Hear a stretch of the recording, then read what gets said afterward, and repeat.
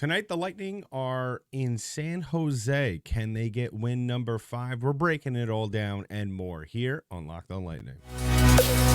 You're Locked On Lightning, your daily podcast on the Tampa Bay Lightning. Part of the Locked On Podcast Network, your team every day.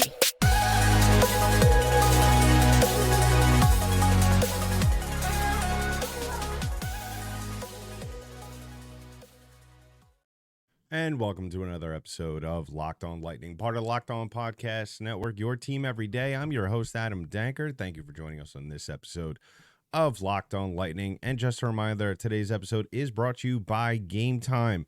Download the Game Time app, create an account, and use the code Locked On for $20 off your first purchase. On this episode of Locked On Lightning, we're previewing tonight's game against the San Jose Sharks.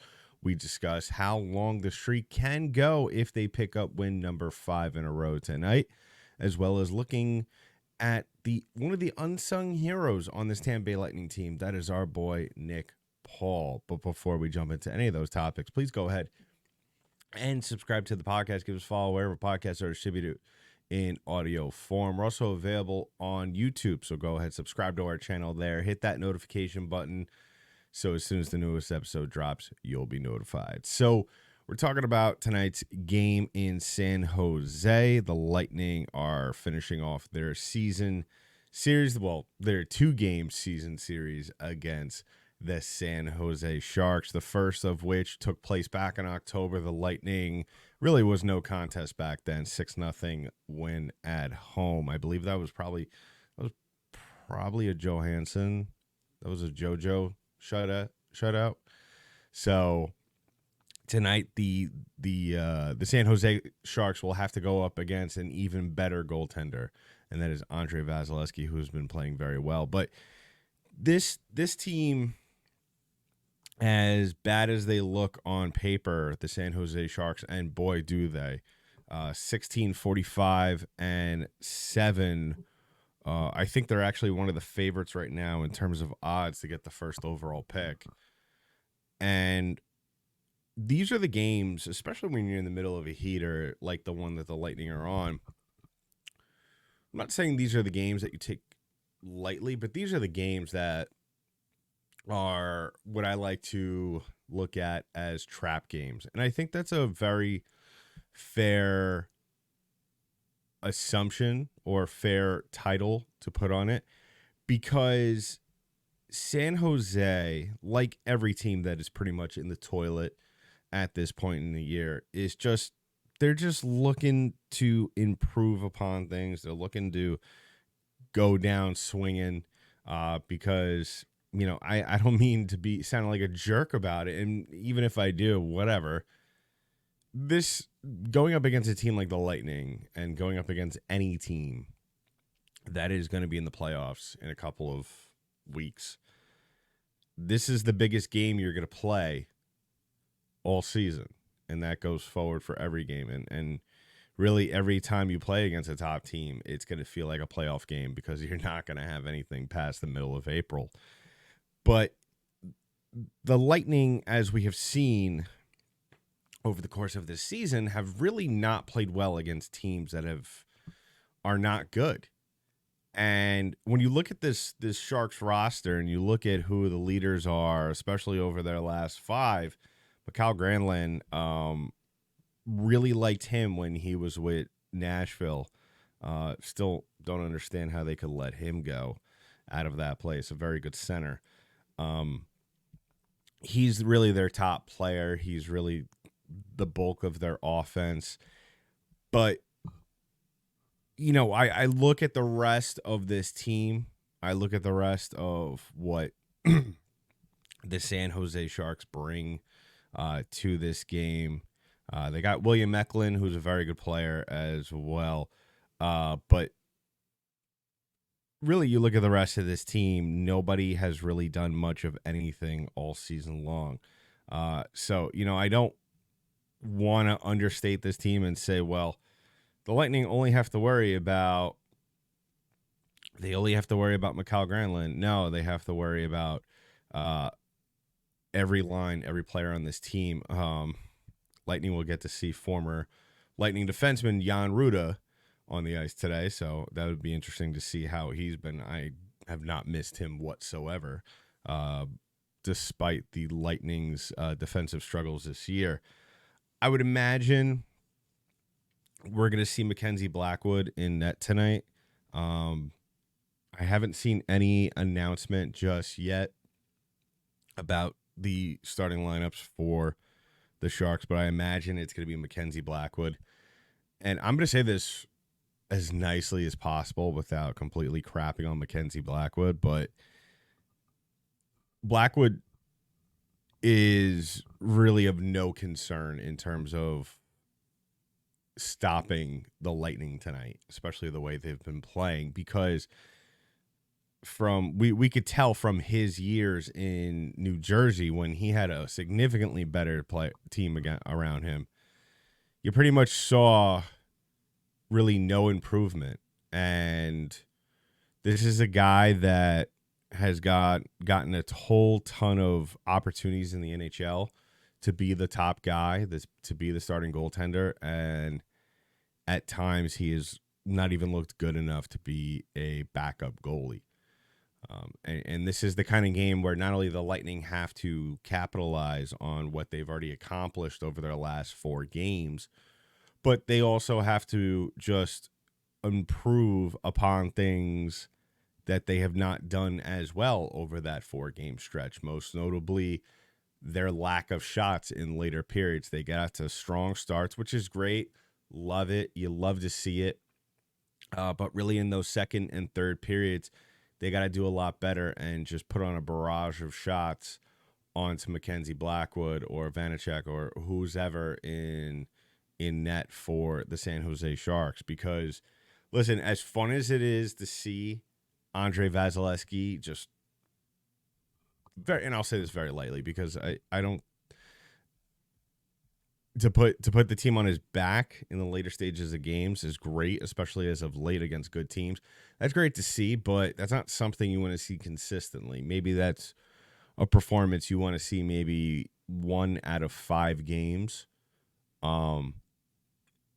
Especially because that kind of performance consistently on a nightly basis, regardless against what team it is, that'll burn you out, and we've seen that firsthand with Vasilevsky. So the Lightning need to go out there.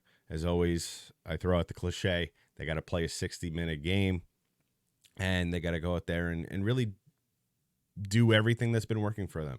And it's all the simple things. And it all starts with our guy, Nikita Kucherov, Braden Point, 2 guys we talked about on last night's episode. If you didn't get a chance to go take a look at that, really good segment talking about those 2 and how really they are really the lifeblood of this team. So we'll check in with the Lightning tomorrow, and when we do our recap to this game, hopefully we're talking about the Lightning picking up their 5th straight win on the road before they go to Los Angeles and play the Kings this weekend. So coming up in just a little bit, let's just assume that the Lightning did win tonight at the time of this recording. We're going to talk about realistically how far or how long can this win streak go. We'll talk about that because the Lightning are playing some of the best hockey we've seen them play all season long. And I think that when you look at the schedule, and I spoke about it last night, it's very possible that they could almost win out. We'll talk about more about that coming up in just a little bit. But first, I want to talk about our first sponsors of today's show, and that is our friends over at Game Time. Now, you shouldn't have to worry when you buy tickets to the next big event. Game Time is the fast and easy way to buy tickets for all your sports, music, comedy, and theater events near you with killer last-minute deals, all-in prices, views from your seat, and their best price guarantee. Game Time takes the guesswork out of buying tickets. They have easy to find, and they're easy to find and buy tickets for every kind of event in your area. Views from all seats, lowest price guarantee. Who doesn't love that? Event cancellation protection. And the best part I love about this is that you could buy tickets in seconds, and you get them in seconds. You don't have to worry about some wait period that you have to wait, and you're sweating it out outside the arena waiting for if your tickets are going to come in time and you're going to miss half the game. So take the guesswork out of buying tickets with Game Time. Download the Game Time app, create an account, and use the code Locked On for $20 off your first purchase. Terms apply. Again, create an account and redeem the code LOCKEDON for $20 off. Download Game Time today. Last minute tickets, lowest prices guaranteed. So as always, I want to thank you all for making us your first listen of the day. If you haven't already done so, please go ahead and subscribe to the podcast. Give us a follow wherever podcasts are distributed in audio form. We're also available on YouTube. Subscribe to our channel there. Hit the thumbs up button below this video and drop a comment below. Really helps the channel grow. The channel has really gotten bigger and bigger over the last month or so, and it's all part of the enthusiasm and energy that you all bring to this channel. So we're looking at the fun question, the what ifs. What if the Lightning win tonight? Which I have a ton of confidence that this team will do so, barring some catastrophic meltdown on the Lightning side with mixed in or sprinkled in with some heroics from the San Jose Sharks side, which in the game of hockey, anything could happen. So we're going off the assumption that the Lightning are going to go out there. They're going to continue to play the way they've been playing over their last 4 games.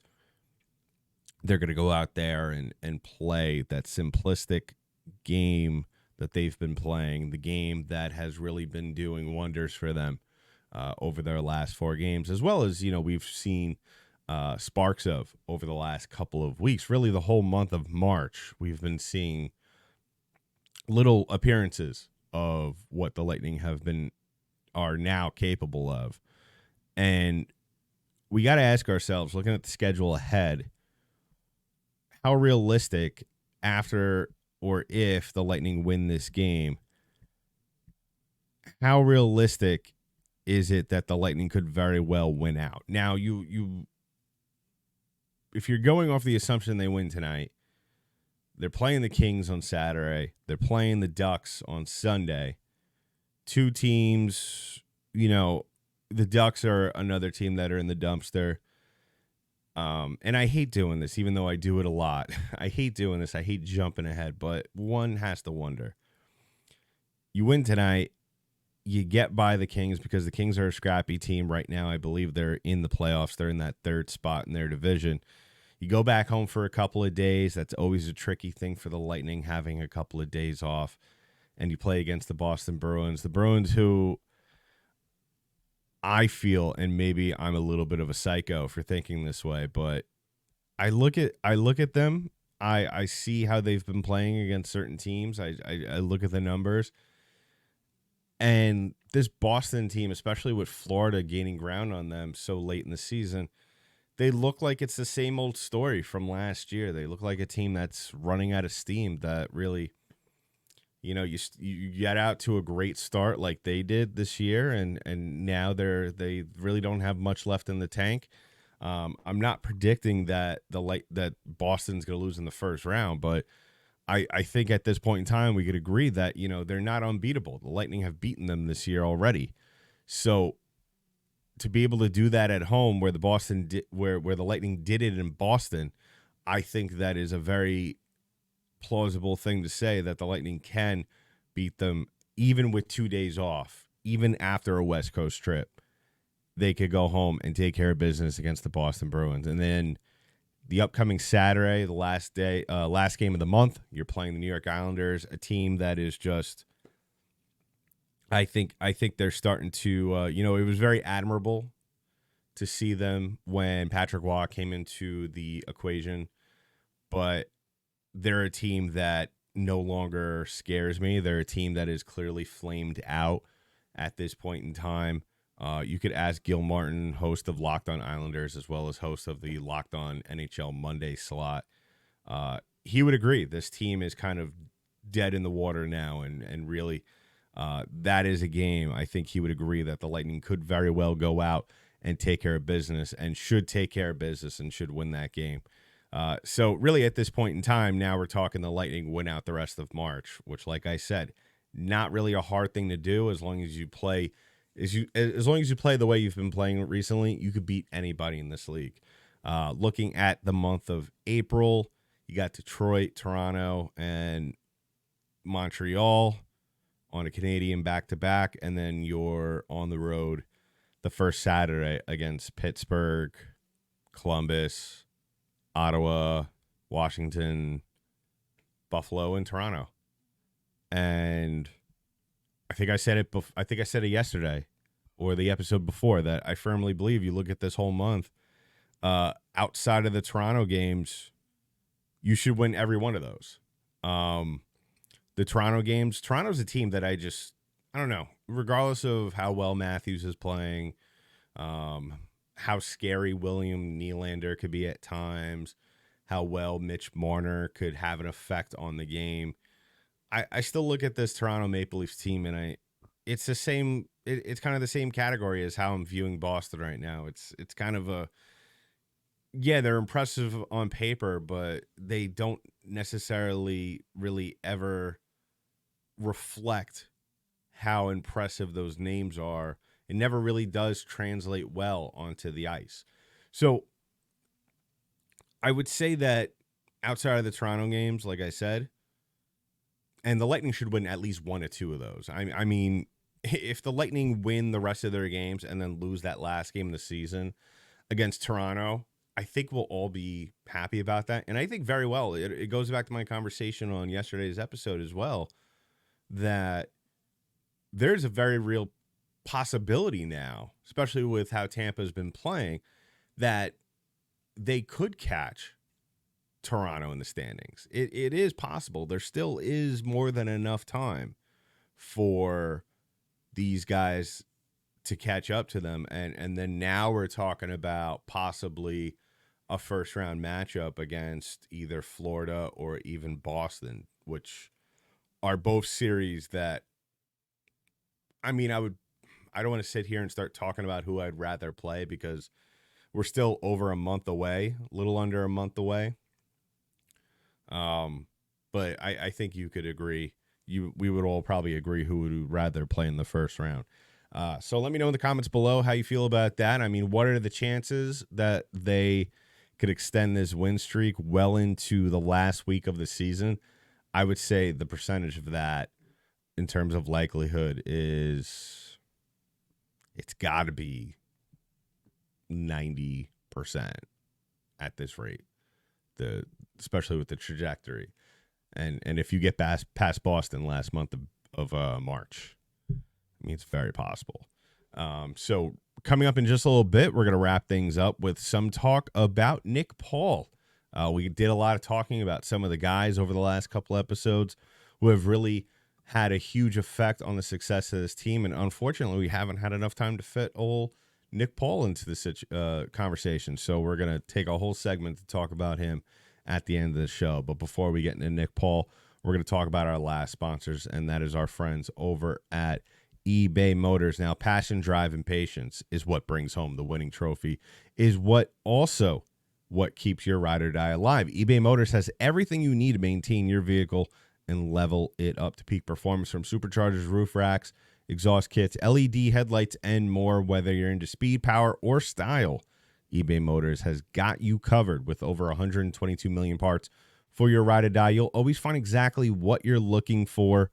And with eBay Guaranteed Fit, your part is guaranteed to fit your ride every time or your money back. With all the parts you need at the prices you want, it's easy to turn your car into the MVP and bring home that win. Keep your ride or die alive at ebaymotors.com. Eligible items only. Exclusions apply. eBay Guaranteed Fit only available to U.S. customers. So one last time, I want to thank you all for making us your first listen of the day. If you haven't already done so, please go ahead and subscribe to the podcast. Give us a follow wherever podcasts are distributed in audio form. We're also available on YouTube. Subscribe to our channel there. Hit that thumbs up button. Hit that notification button so as soon as the newest episode drops, you'll be notified. You'll be able to watch it, listen to it, and you'll most importantly be able to comment below this video. Ask me some questions. Let's lay down some questions because I'm sure a lot of you have some questions as we get ever closer to the end of the NHL season for the Tampa Bay Lightning. And getting ready for the playoffs. And we've been talking about a lot on this podcast over the last couple episodes, and I think really the last couple of weeks, this week and last week, about all the players that have really been contributing a lot to this team, especially during this win streak. And especially, you don't just win 4 games in a row against all playoff teams, all Stanley Cup contenders, and you're getting no performances all around. We spoke about Braden Point, we spoke about Nikita Kucherov, we've spoken about Brandon Hagel, we spoke about Victor Hedman, Andre Vasilevsky, even Steven Stamkos, Anthony Duclair, of course. But the one name that we have not been able to get to, and I really regret this, it's just not enough time, but the one name we have not spoken about, and that is Nick Paul. Because I feel like when we look at Nick Paul and we talk about his game, we really, or at least I do, I feel like I do.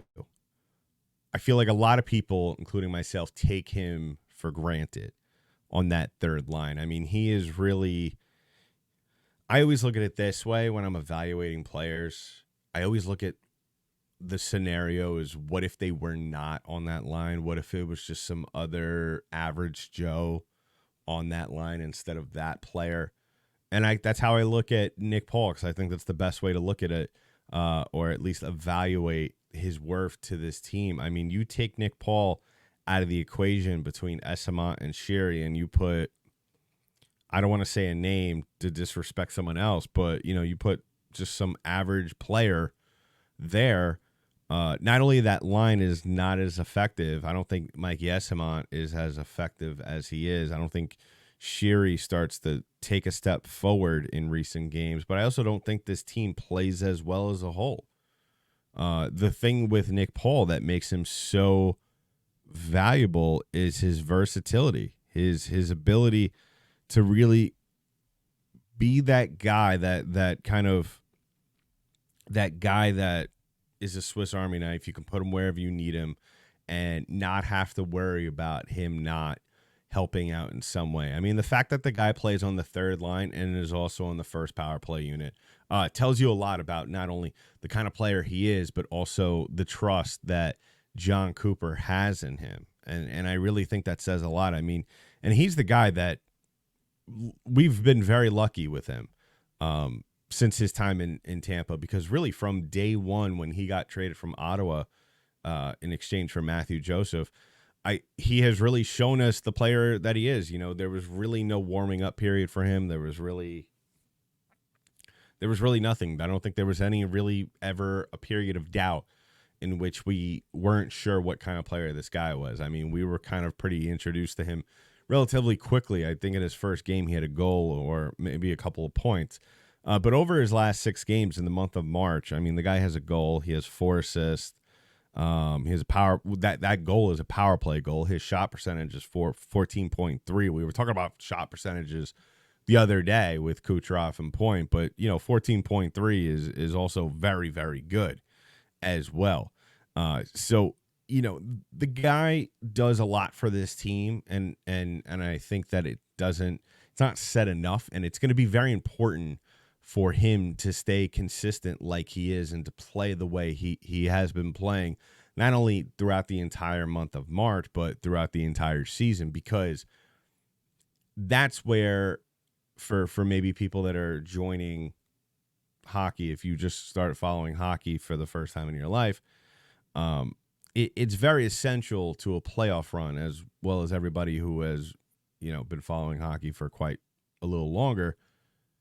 It's very essential to a playoff run, and not only a playoff run, but just long-term success throughout the course of a regular season, to have someone, or just to have a competent third line, a third line that could kind of go out there and, like I said, and I talk about this when I talk about Mikey Esamont, I talk about this when I talk about Nick Paul. We say things like this, especially when we talk about Anthony Duclair. You need someone who's going to go out there and pretty much do anything you need them to do.